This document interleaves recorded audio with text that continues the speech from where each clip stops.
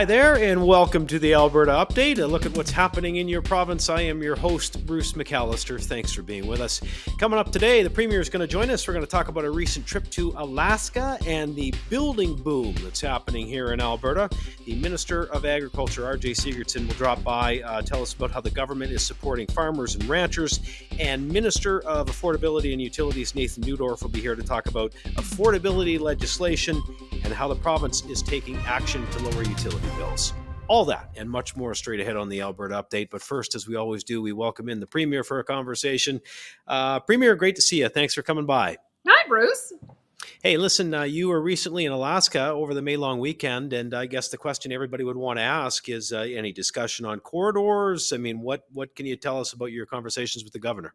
Well, Alaska Governor Mike Dunleavy he did a tremendous job of hosting me. He hosts an annual conference each year to talk not only about traditional energy, but also the new horizons of energy development. And Alaska and Alberta are very similar. It's kind of an all hands on deck approach. One of the things that I think is going to be an increasingly important conversation, and he's mentioned it many times, is the role of artificial intelligence and data centers and the demand that they're going to have on energy. And one of the things that Alaska and Alberta share in common is that we're on the cusp of having more energy than we need to be able to power our current local supply. We've got 2,700 megawatts of new power coming on, and 6,500, I believe, in the queue, and others who want to build power here.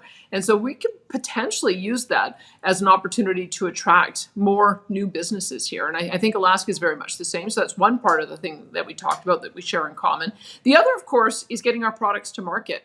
I think that we are both at a point where we have so much ability to produce energy that we are both looking at how we might be able to export it.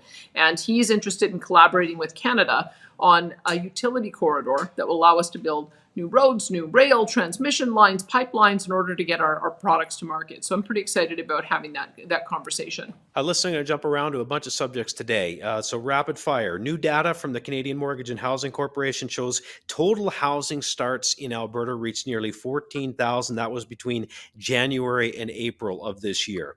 That set a new record for the most new homes under construction during this time in Alberta's history. Is it enough to keep up, and what's causing the boom? Well, I can tell you one of the things I try to bring into context, because I know people are very concerned about the spiking prices of homes for new home buyers, as well as the spiking rents, especially in our big cities of Calgary and Edmonton.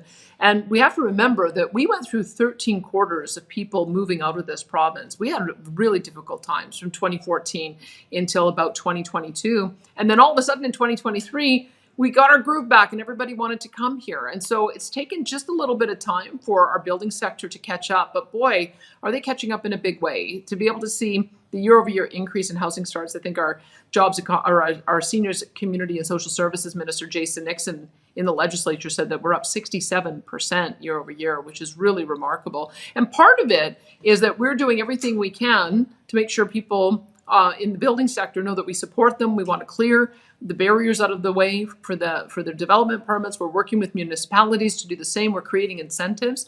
Bill 20, one of the things that we're doing is creating new measures for municipalities to be able to offer property tax incentives or community revitalization zones so that they can build more affordable and attainable housing. So I'm anticipating that with those new measures, we're going to continue to see this growth in housing, both for single family homes as well as multifamily homes and rentals continue to surge. And we want that. We want people to come to this beautiful province so we can continue to grow. You bet we do. Listen, conversely, Premier, there have been media reports of late talking about Canada's, our nation's productivity slowdown, and a lot of people pointing out that the capital gains tax is going to make things a lot worse when it comes to that. I'd like to get your reaction, your thoughts on that, and how can Alberta insulate itself from some of these federal policies? I've been talking to our finance minister, Nate Horner, about exactly that. I think one of the things people need to understand, and people will know this just from their own job experience. What makes you more productive? Well, when you add machines that allow you to produce more things, or you add computer technology that allows you to be able to do more, that's what increases productivity. And when you're able to do more, you're able to get paid more. And that's part of the reason why it's been so important. So why are we declining? One of the reasons is the Americans have a much more favorable investment climate than we do when it comes comes to being able to write off the cost of all of those kinds of capital purchases. And one of the studies or reports that I have read after the federal budget came down was by Trevor Toome, who pointed out that what might actually be even more damaging to our economy is the fact that the federal government is planning on phasing out some of that accelerated ability to write off capital expenses. So they're going in the wrong direction. We should be doing everything we can to encourage companies to invest in more machinery, more equipment, more technology, so that their workforce becomes more productive. We're putting the message out there that we are open for business. We're trying to become experts ourselves in technology and innovation. We have a productivity improvement task force that is working across ministry to find ways that we're able to make our workforce more productive. And we're hoping to lead by example in trying to get more of those investments here. When it comes to what we can do from a tax point of view, the sad part is the federal government takes a larger share of corporate income tax, a larger share of personal income tax. They also have the carbon tax, which I think is also a tax on productivity. And we're doing what we can to make them realize they've got to constrain their spending, focus on their areas of jurisdiction so that they can start reducing that tax burden across the board. Well, some people are listening. ATCO is building a $2 billion natural gas pipeline in Alberta. This, we know, will create jobs. It will also serve as a pathway for potentially enabling more hydrogen innovation in the province. I guess you couple that with the completion of the Trans-Canada, Trans-Mountain expansion, that's good news. We would appear to be going in the right direction on that front. Completely. I mean, one of the things that I think people keep forgetting is that even at COP28, where everybody gathered to talk about what they want to do to reduce emissions, one of the final communiques said that natural gas is a transition fuel. Now, we look at natural gas as not only a transition fuel, but also a destination fuel, because it does have a lower emissions profile. When I was growing up, we called it the cleaner burning fuel, and it is. But in addition to that, when we build out that natural gas infrastructure, that's when you can start adding hydrogen to that natural gas stream to reduce emissions. You may be able to line those pipes so that they can be used either for hydrogen or even biogas. So there's no reason why we should be trying to constrain the development of pipeline access to this vitally important fuel. But we should be encouraging the development, not only here, but across the country and around the world. And that's what we're going to do. It's part of our emissions reduction and energy development plan is to work on ways of creating new avenues for exporting LNG and ammonia and hydrogen so that we can reduce the use of higher emitting fuels around the world. So I'm very pleased to see that ATCO is making an extra investment and showing their confidence in that industry. It's really important. All right, let's add on something a little bit lighter today. Listen, I've known you a long time, Premier. I've never known you to be big on sports betting, but boy, you seem to be right into this new craze. Tell us about what you're up to now.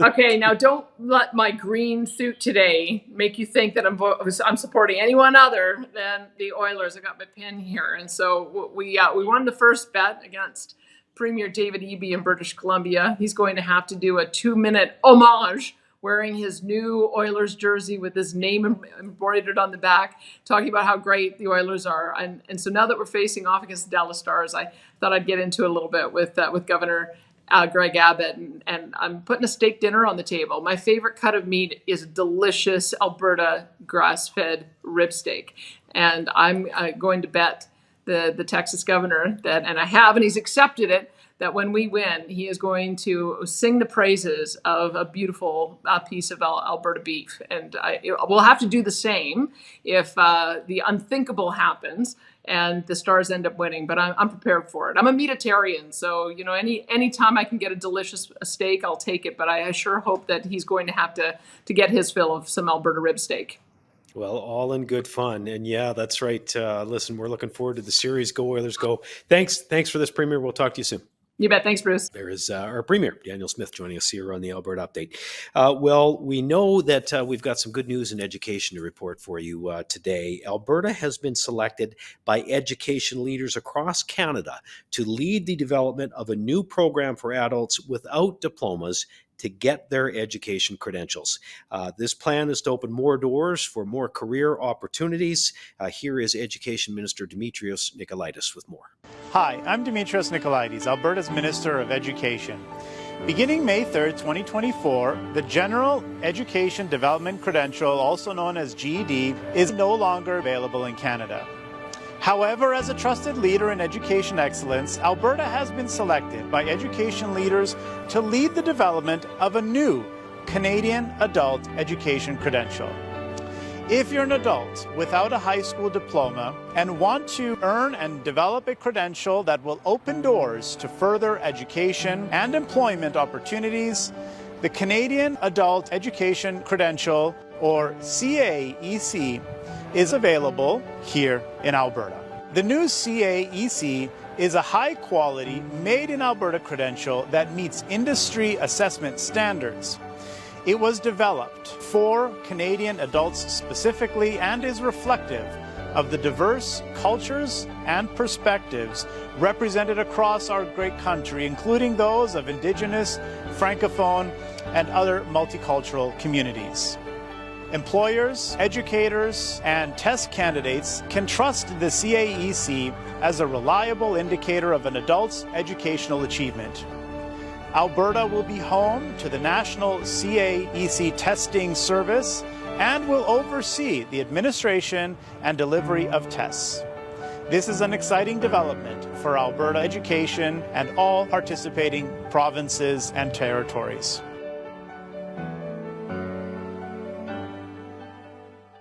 Well, rain across the province has been welcome news for those fighting wildfires, that is for sure, and for farmers and ranchers as well. Always keeping a watchful eye on the weather and anything that affects farmers and ranchers and those in the ag industry is our Agriculture Minister, R.J. Sigurdson, and we're pleased to have Minister Sigurdson join us today. How are you doing, Minister? Well, I'm doing good today. We're still seeing some rain falling across the province, so very positive news for our farmers and ranchers. Great to be here today.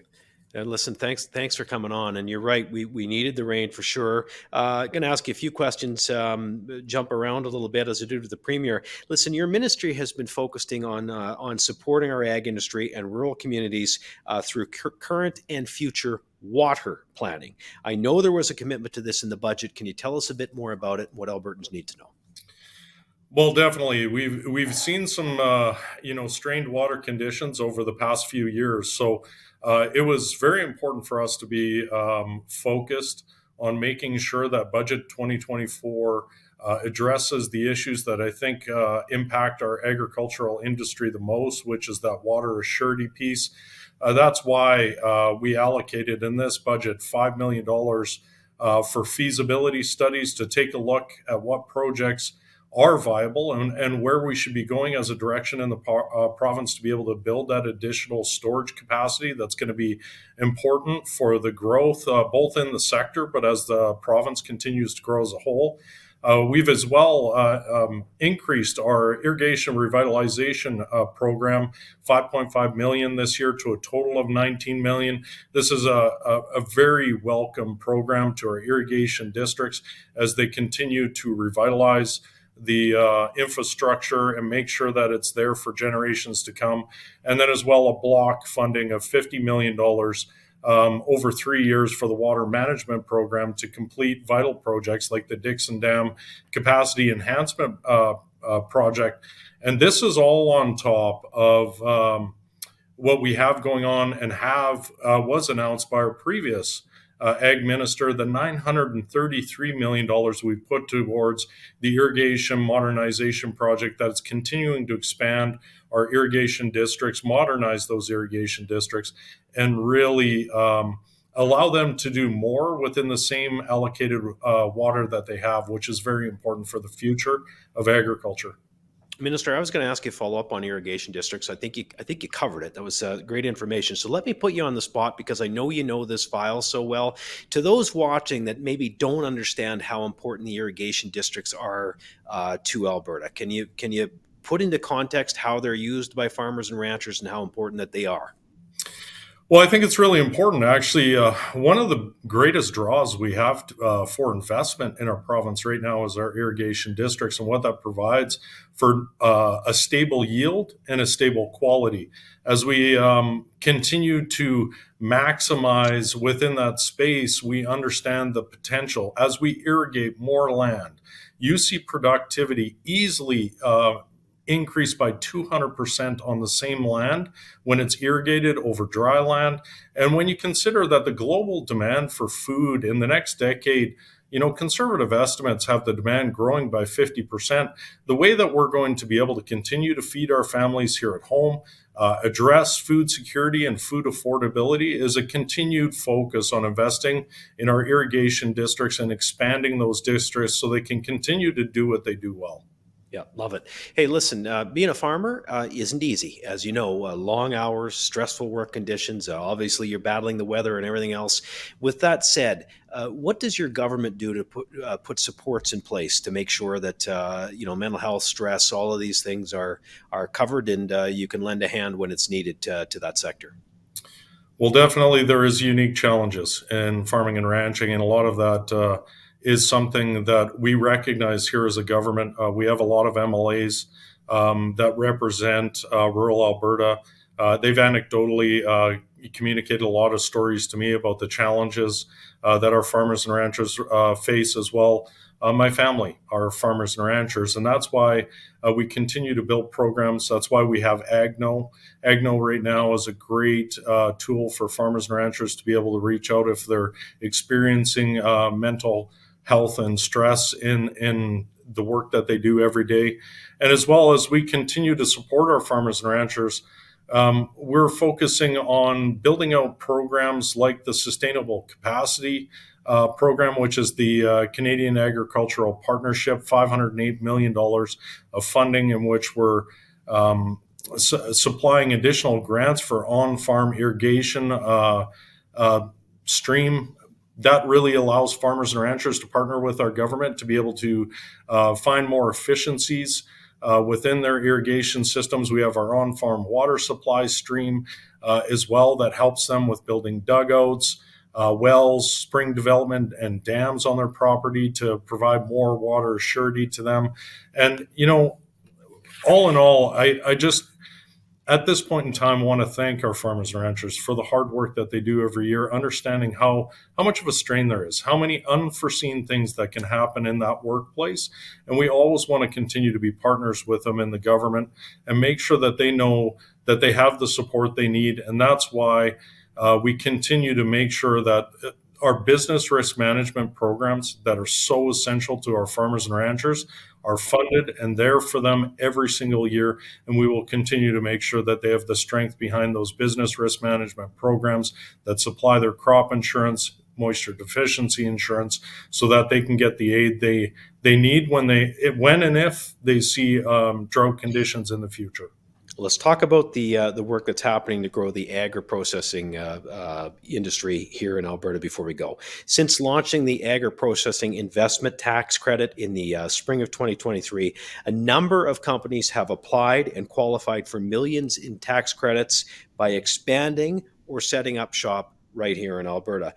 What kind of investments, Minister, is the program attracting? Well, this is the greatest part about this. I mean, really, Alberta already has a low tax jurisdiction. We're removing red tape. We've created the greatest environment in Canada to be able to invest in. And then when you combine that with our agro-processing investment tax credit, we have seen a huge snowball effect that's happening in these types of investments. We've seen investments that are right down to one of the largest we announced was just most recently with $1.7 million with Imperial Oil in renewable diesel. We see additional investments that are just straight down to canola crushing, flour production. We see Cavendish, McCain's. I mean, the greatest part about what we're seeing right now is the fact that these investments are broad-based. They're across all of Alberta. They're not just centralized in one area. We're seeing massive investments happening in rural areas in this province that are revitalizing rural communities. And I think this is going to continue to grow. We're setting new benchmarks, new records. We're seeing investment like we've never seen before here in the province of Alberta, focused around agro-processing right now. It's just very exciting. Well, it's nice to be able to spend a few minutes focusing on it here on the Alberta Update. Minister, we appreciate you dropping by. Keep up the good work. Thank you. Excellent. Thank you.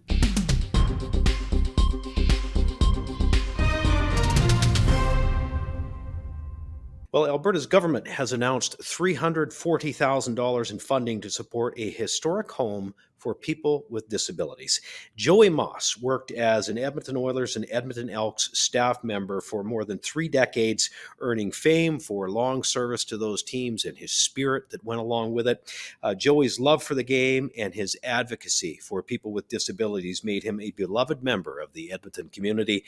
Joey's home opened in 2007 with a mission to help individuals with diverse abilities across access the supports that they need.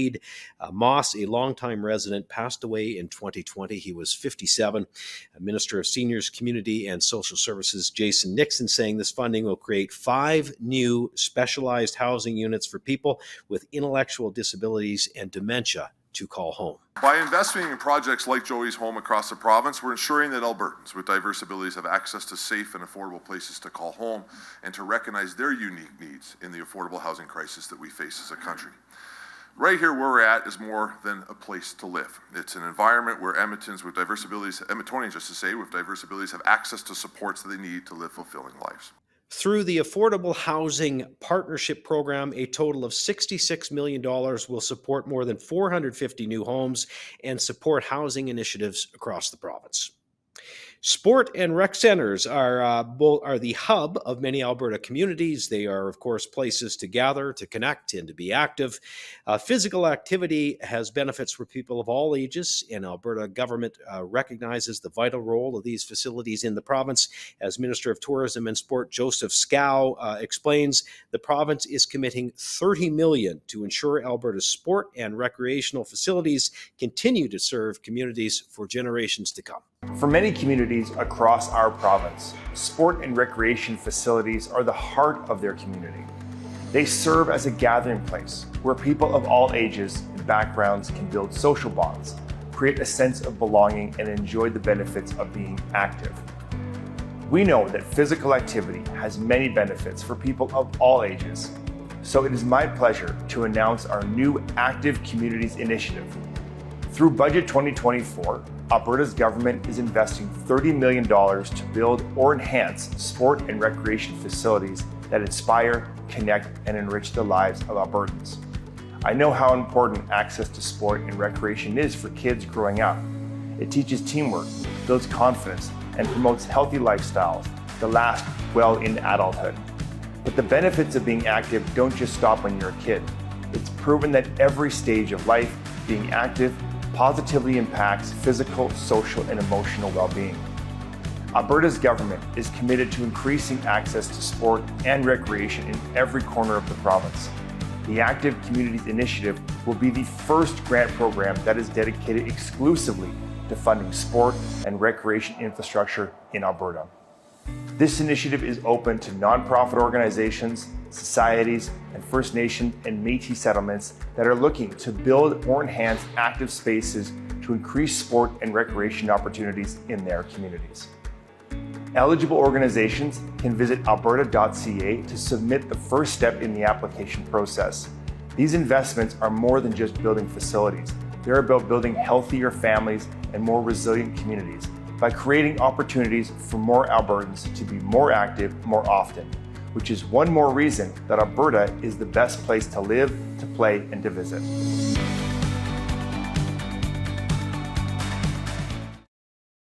Alberta has become a destination for people and families seeking opportunities to thrive. We have led the country in job growth in the private sector, and our economy remains strong. And while things are looking good, like the rest of the country, of course, there are concerns over affordability and inflation. Our Minister of Affordability and Utilities, that is Nathan Newdorf, joining us now to talk about some of these issues. Minister, it's been a while. I know you've been busy. Thanks for popping by. It's great to be back, Bruce. Thanks for having me. You bet. Let's start with this. The Utilities Affordability Statutes Amendment Act was just passed in the legislature. What will it do for Albertans, and how does it address some of those concerns around affordability? Well, thanks, Bruce. Very simply, it does 2 things. One is it lowers and stabilizes local access fees. That's what utilities pay to municipal governments instead of taxes for the infrastructure that they have there. And particularly Calgary had a 2-step formula that really multiplied people in Calgary saw their prices go really high last summer. We've eliminated that. We simplified it, made it the same all across the province. And the second part is we've begun the process to restructure the RRO, which is the regulated rate option, which people thought, because it had the word regulated in it, was a stable price. It's not. It's a very variable price. And we've changed that to the rate of last resort to help begin to better inform Albertans as to what rate they're on and how that impacts them. This is the start of many things to come. Okay, listen, let's follow up on that. I know the cost of utilities is a big concern for many families. You hear it all the time. Look, the cost of everything is more expensive these days with inflation where it is. What else is your ministry doing? What are you undertaking to try and bring down the cost of those bills? You bet. One of the biggest things that we're undertaking is restructuring our electricity market. It was set up 25 years ago when all we had was coal power, and the whole world has changed since then. And now, because of some of those rules and how the whole market works, our market is really as volatile as the weather. Because if it's really sunny, we got lots of solar. If it's really windy, we have lots of wind.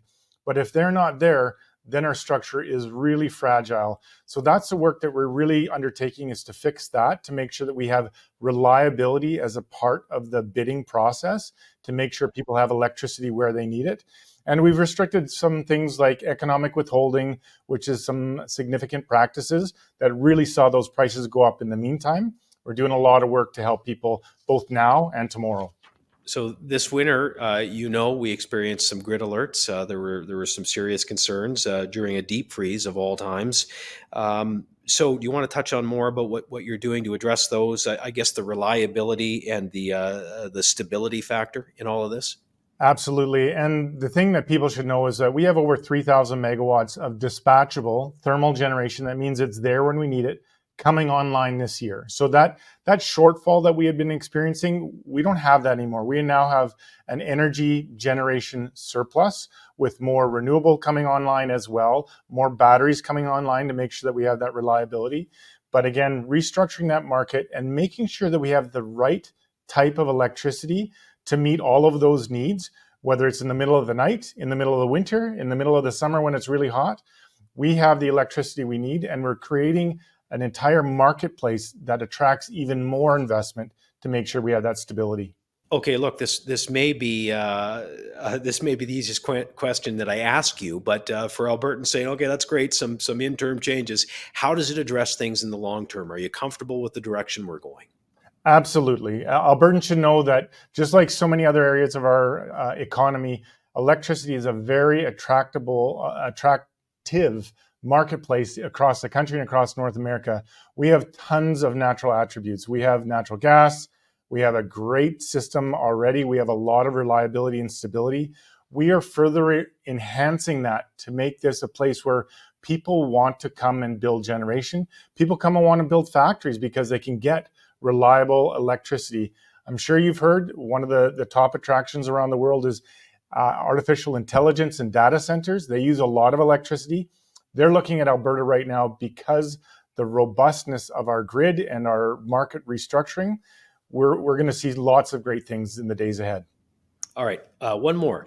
Figuring out how to get the best deal for utilities. That can be a challenge for people. You're a new homeowner, or you're renting, those kinds of things. Maybe you're not as familiar with it. Any advice to people on what they can do, how they can make sure they're getting the best bang for their buck?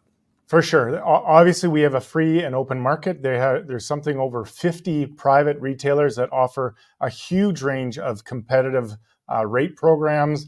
I would encourage them to check that out. But if that's a bit daunting, please know that they have the Utilities Consumer Advocate, the UCA, that works on their behalf, that helps find them the products that they need, helps them resolve disputes if they have any, can really help them through all of those hurdles and challenges that they face. But they're an extension of the Government of Alberta. They're funded through the Government of Alberta. The Utilities Consumer Advocate can be your best friend if you're having any problems, that's for sure. The Minister of Affordability and Utilities, hardest working man in the legislature. Nathan Neudorf, thank you. Appreciate your time. Thanks, Bruce. Great to be here again. Thank you so much.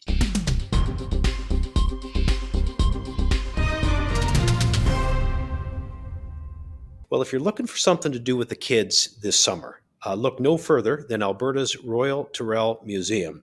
It houses one of the world's largest displays of dinosaurs and is now home to the new First Life exhibit. Visitors will explore the evolution of the earliest life on Earth, featuring recently discovered Canadian fossils that have revolutionized scientists' understanding of the evolution of modern animals. Our Minister of Finance and Treasury Board, Nate Horner, helped cut the ribbon on the museum's newly redeveloped gallery. I'm thrilled to be in my home riding at our amazing Royal Tyrrell Museum.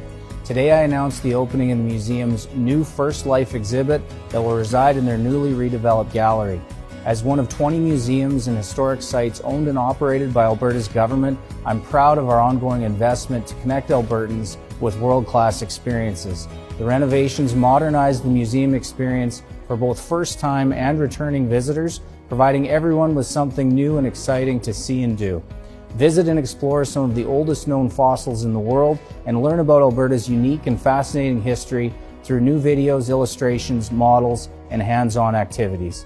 This summer, I hope you take the opportunity to check out the exhibit and experience this wonderful museum right here in the Badlands of Alberta.